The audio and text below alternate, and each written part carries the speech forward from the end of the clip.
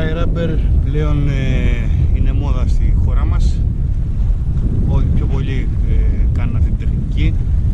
Είναι πάρα πολύ αποδοτική. Όσοι την χρησιμοποιούν το ξέρουν.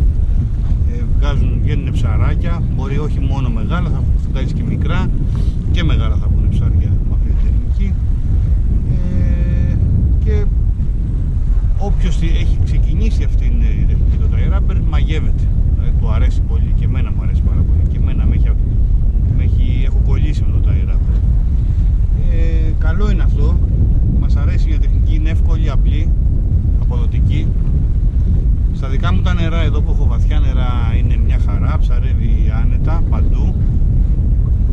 Όμως τι γίνεται τώρα στην περίπτωση που εγώ θέλω να ψαρέψω κάτω από 30 μέτρα νερό? Ως γνωστόν τα 30 μέτρα, 20-30 μέτρα είναι πάρα πολύ αποδοτικά σε κάποια σημεία που δεν υπάρχουν και πολλοί ψαροτροφικάδες και σε εποχές που δεν έχουν ψαροτροφικάδες όπως τώρα που είναι Μάιος, στα μέσα Μαΐου.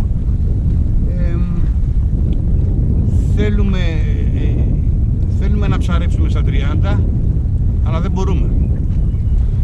Δεν μπορούμε γιατί η βάρκα μας στα 30 μέτρα σίγουρα και φαίνεται και ακούγεται.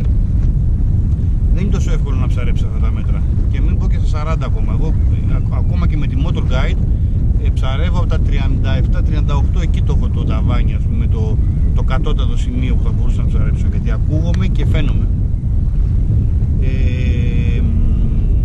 Έχω πολλούς έτσι φίλους και πελάτες από το μαγαζί οι οποίοι ψαρεύουν σε πολύ ρηχά μέρη όπως ο Θερμαϊκός ή άλλα σημεία της Ελλάδος, Μεσσηνιακός, που ψάρια κρατάνε, αλλά τα βάθη είναι πάρα πολύ λίγα, είναι πάρα πολύ μικρά. Είτε ακόμα και εμείς εδώ που έχουμε βαθιά νερά, τα πιο πολλά ψάρια τα παίρνουμε στους κάβους και όχι στα πιο βαθιά σημεία.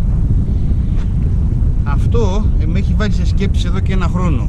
Από το περσινό μου σεμινάριο το 17 στην έκθεση Boating Fishing, είχα και μια ερώτηση από έναν κύριο ο οποίος με ρώτησε τι γίνεται, πώς μπορούμε να κάνουμε tie rubber cast, μπορούμε να ρίξουμε το tie rubber από την ακτή. Εφόσον εγώ έκατσα σκέφτηκα, εφόσον αυτή η τεχνική και όλοι το ξέρετε ότι είναι πάρα πολύ αποδοτική όταν έχουμε ρέμα, για δύο λόγους: και γιατί πιάνουμε περισσότερο τόπο κατεβάζοντας τη βάρκα μας, ψάχνοντας κομμάτια, και γιατί σίγουρα αφήνουμε τον πλάνο μας πιο χαμηλά στο βυθό, ανεβαίνοντας λίγο κάθε φορά και όχι vertical, αλλά πιάνοντας μια αυλή αγωνία, αν τα λέω καλά. Αλλά και σίγουρα και το μολύβι μας με την τρέσα μας δουλεύει λίγο καλύτερα. Αν το δείτε και εσείς το παρατηρήσετε, όταν βάλετε μπροστά τη βάρκα και πάτε λιγάκι, θα βάλετε δίπλα το tie rubber σας, θα δείτε τρεσούλα και το κεφαλάκι που πηγαίνει πάρα πολύ όμορφα.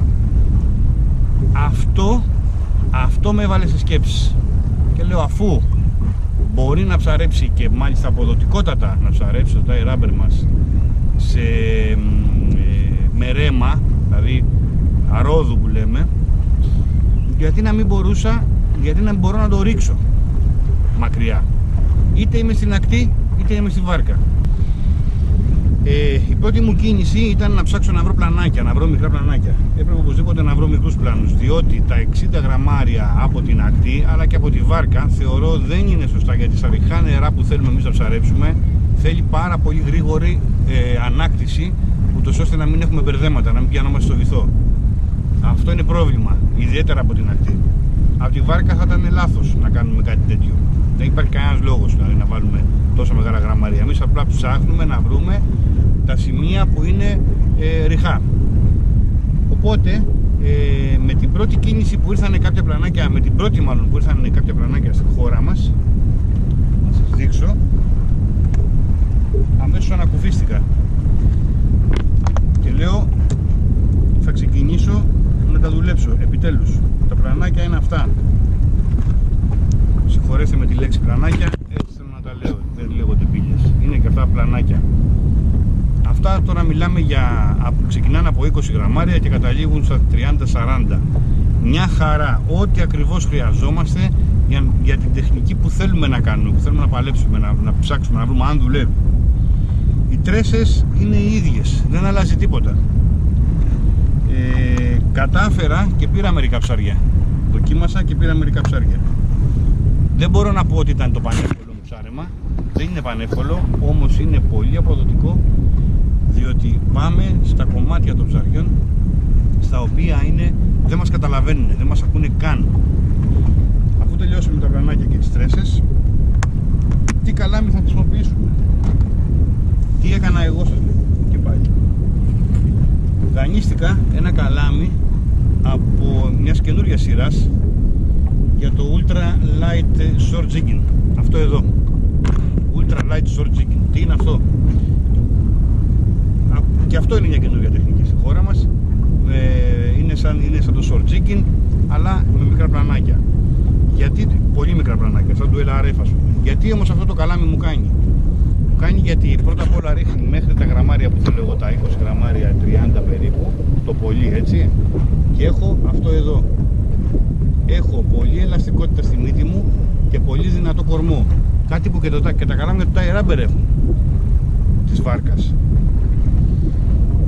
Από εκεί και πέρα δανείστηκα ένα μηχανάκι πάλι από το spinning, 2.500, γρήγορο και με δύναμη και δυνατό, γιατί έχω ρήψεις μακρινές, μπορεί να έχω και λίγο πιο βαθιά σημεία, θα πρέπει να έχω λίγο δύναμη, και επειδή έχω να κάνω και με μεγάλα ψαριά, όχι μόνο με μικρά. Σήμερα θα μιλήσουμε μόνο για τη βάρκα, σε κάποιο άλλο βίντεο θα μιλήσω και για την αχτή, τι έχω κάνει και πώς το ψαρεύω, και θα ήθελα να σας δείξω πώς ακριβώς, όταν θα σας πω και για το νήμα μου, το νήμα μου είναι 0.16 και το παράμαλό μου 0.31. Το συγκεκριμένο νομίζω είναι 0.28. Από 0.28 μέχρι 0.31 το πολύ πηγαίνω. Λοιπόν, θα ήθελα να σας δείξω πώς το ψάχνω, πώς πηγαίνω στα κομμάτια, πώς ρίχνω, πώς μαζεύω, τα πάντα. Να τα μοιραστώ μαζί σας. Έχω πολλά ψαριά στα 25 μέτρα, τα οποία δεν μπορώ με τίποτα να τα πάρω. Και μεγάλα ψαριά, ιδιαίτερα οι συναγρίδες, είναι ένα εύκολο φρούτο, θα λέγαμε, σε αυτά τα νερά. Εύκολο υπό την έννοια μόνο του αυτού που θα κάνουμε τώρα. Με οποιονδήποτε άλλο τρόπο τις έχω προσπαθήσει, δεν μπορώ να τις πιάσω. Κάνοντας όμως αυτό, το tie rubber cast, κατάφερα και έβγαλα μερικά ψάρια. Βέβαια έχω χάσει και ψάρια μεγάλα από την αποσεξία μου, ή επειδή ήταν ακόμα πολύ νωρίς και δεν ήξερα τι εργαλεία να βάλω. Θα τα βάλω να τα δείτε στο τέλος, και τα χαμένα. Και θέλω να δείτε τώρα πώς ψαρεύω εγώ το tie rubber cast. Για εσάς τώρα για αυτούς που έχουν motor guide στη βάρκα τους, εντάξει, μιλάμε είναι σωτήριο, είναι τζόκερ στο μανίκι τους, ένας άσος στο μανίκι. Αλλά και για αυτούς όμως που δεν έχουν, δεν έχει να λέει, διότι μπορούν να πλησιάσουν ένα γκάβο, ένα κομμάτι έτσι πολύ ρηχό, όπως βλέπετε τώρα εδώ στα 20 μέτρα που είμαι. Μπορείτε να το πλησιάσετε από αριστερά, να είστε εσείς στα 50 μέτρα και να ρίχνετε προς τα 20. Piece of cake, είναι πανεύκολο, δεν είναι καθόλου δύσκολο αυτό. Εγώ θέλω να σας δείξω όμως με τη μηχανή μου πώς μπορώ και το καταφέρνω, και θέλω να καταλάβετε πώς το κάνω. Λοιπόν, και με τη χρήση του Simrad μου. Εδώ όπως βλέπετε έχω αφήσει ένα σημάδι εξεπίτηδες για να σας δείξω πώς ακριβώς γίνεται. Το σημάδι υποτίθεται ότι έχω ψάρια. Μπορεί και να έχω, δεν ξέρω. Άφησα σημάδι τη στιγμή που σας μίλαγα πιο πριν. Αυτό είναι το σημάδι μου. Ωραία. Είναι ένα σημάδι που ξέρω ότι κάνει ψάρια. Πατώντας, μάλλον πριν το κάνω αυτό,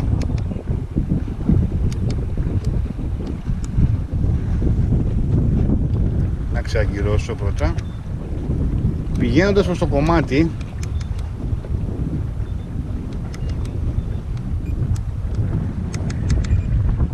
αργά βλέπετε εδώ το σημάδι μου και βλέπετε την πλώρη της μηχανής, πράγμα που σημαίνει πως πηγαίνει προς τα πάνω της. Πατώντας προς τα πάνω του, πατώντας το σημάδι, βλέπω τα μέτρα ακριβώς εδώ που με χωρίζουν από αυτό. Είμαι στα 25 μέτρα μακριά, είμαι κοντά και είναι ακριβώς μπροστά μου. Πατάω άγκυρα. Τοποθετώ τώρα την κάμερα για εσάς, για να βλέπετε. Είμαι 25 μέτρα μακριά, οπότε άνετα μπορώ να κάνω τα tie rubber cast.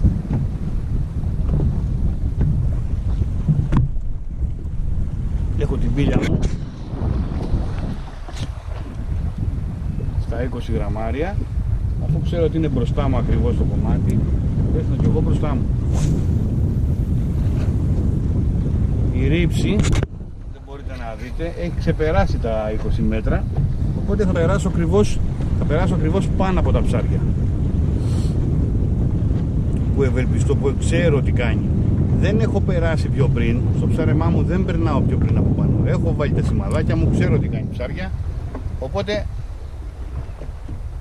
ρίχνω ακριβώς από πάνω τους και μαζεύω όπως ακριβώς θα έκανα και στο tie rubber.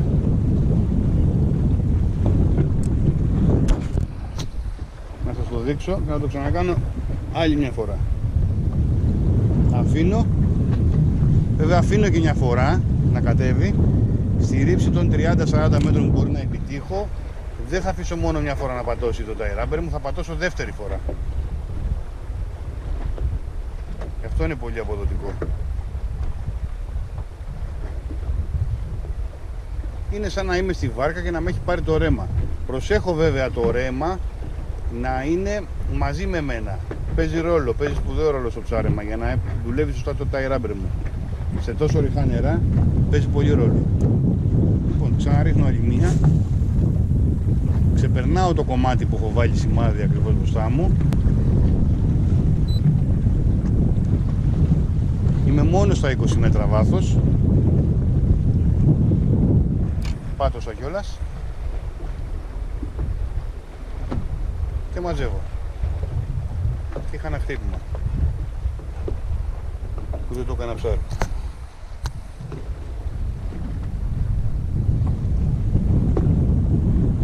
Ξαναπροσπαθήσουμε.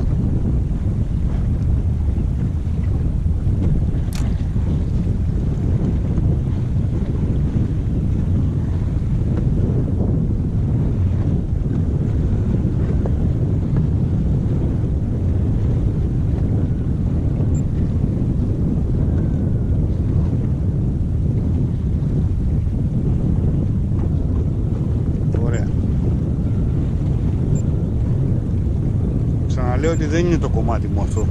Το έβαλα εικονικά για να το δούμε λίγο. Πάμε τώρα να δούμε και με τη χρήση χωρίς, μόνο της μηχανής μας, χωρίς τη motoguide.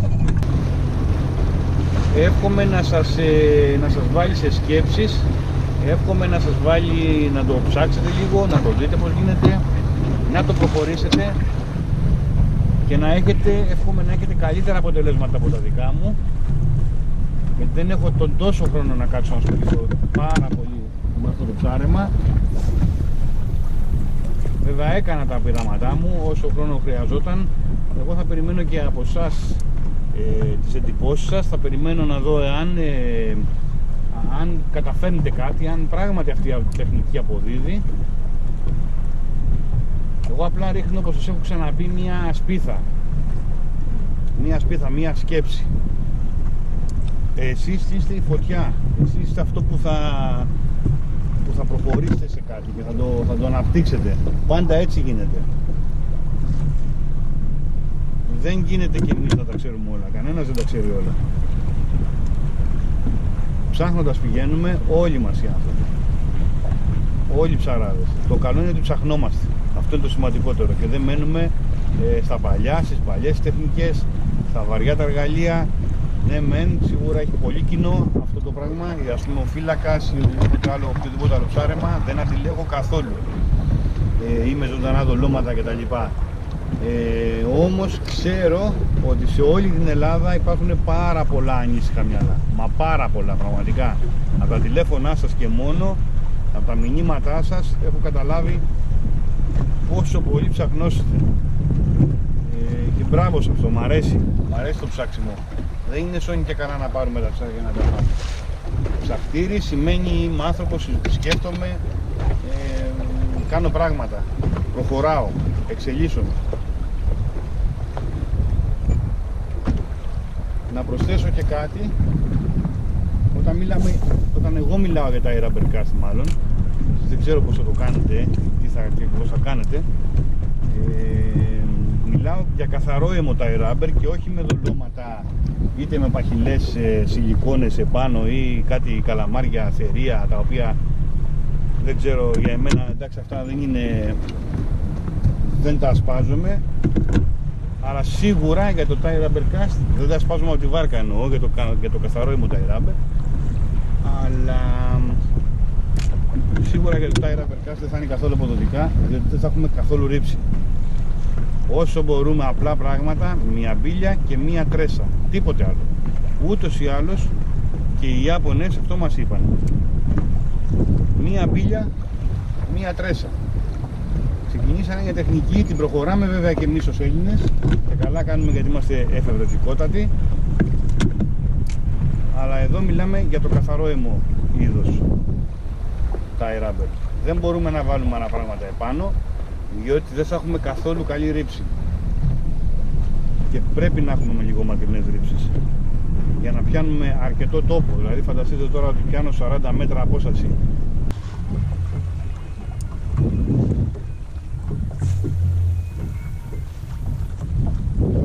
Το βάθος εκεί που ρίχνουμε είναι που μόλις έριξα, είναι στα 25 μέτρα. Είναι τόπος που κρατάει συναδρίδες, το ξέρω.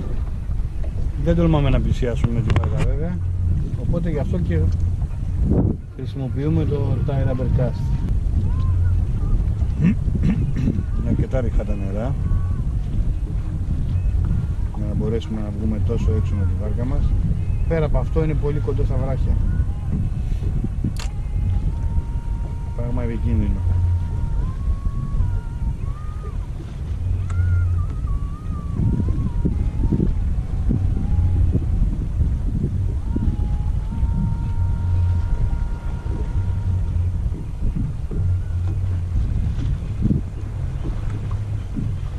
Θα το προσεγγίσουμε και από άλλη γωνία. Δεν θέλω να πλησιάσω παραπάνω. Βέβαια εντάξει, εδώ είμαι σε ασφαλές κομμάτι με 40 μέτρα βάθος, αλλά ανεβαίνει γρήγορα, οπότε και θα αντιληφθούν αμέσως οι συναδέλφες. Οι οποίες είναι πάρα πολύ πονηρεμένες και από ψαράδες σαν και εμάς και από ψαροτοφεκάδες.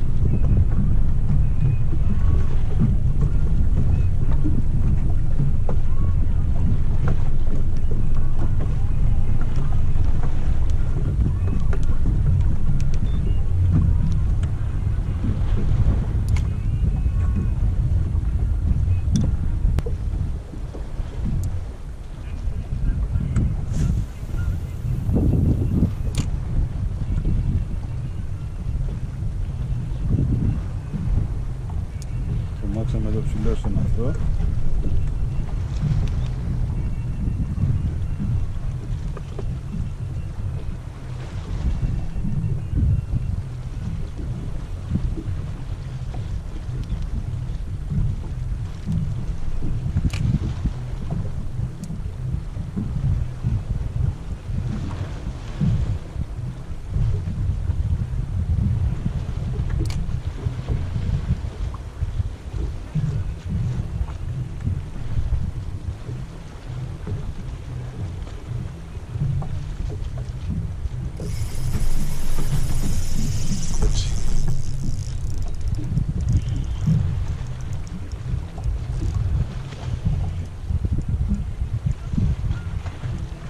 Δυστυχώς αυτό ήταν μεγάλο μαύρο.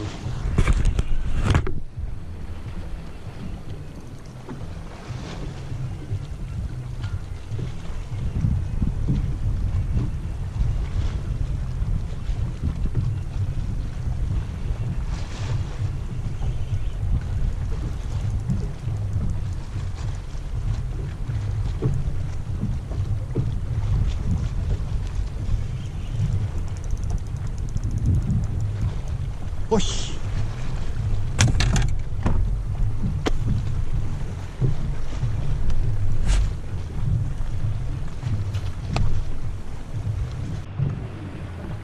Δυστυχώς ή ευτυχώς το έχουμε και αυτά.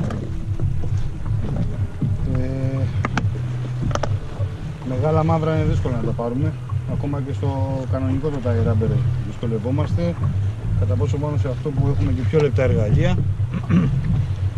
Αλλά μας δίνει όμως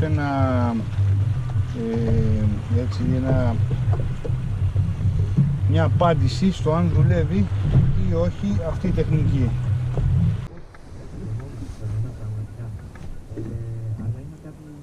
δεν μπορώ να ζήσω. Έτσι έχω τον χρόνο να μπορέσω να ασχοληθώ τόσο, να πετάνω να αποδώσω.